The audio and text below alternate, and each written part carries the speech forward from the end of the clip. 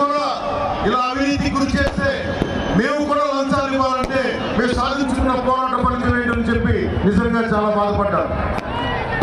ఈరోజు ఉద్యోగాలు కూడా ఎంట్రన్స్ టెస్టులు కూడా పరీక్షలు నిర్వహించలేక పోస్ట్పోన్ అయ్యి పరీక్షలు లీక్ అయ్యి పేపర్లు లీక్ అయ్యి ఎంతమంది నిరుద్యోగులు బాధపడ్డారు.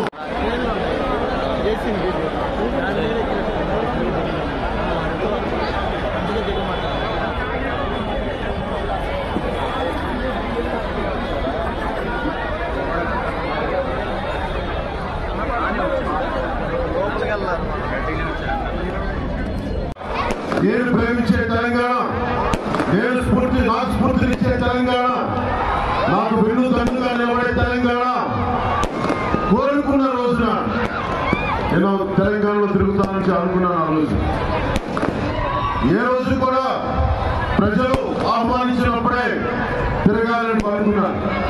దశాబ్ద కాలం తర్వాత 2023లో ఈ రోజున తెలంగాణ అభిమానులందరూ కోరుకొని అన్నాడు తెలుగు అంటే ఒక్కడే తిరగడం కాదు, దేశానికే ధైర్యం ఇచ్చిన, ధైర్యం నూరిపోసిన ప్రధానమంత్రి నరేంద్ర మోదీ గారికి నాయకత్వంలో భారతీయ జనతా పార్టీతో కలిసి ఈ రోజున సంయుక్తంగా అన్ని స్థానాల్లో భారతీయ జనతా పార్టీతో కలిసి ఈరోజు జనసేన ప్రయాణం చేస్తా ఉంది.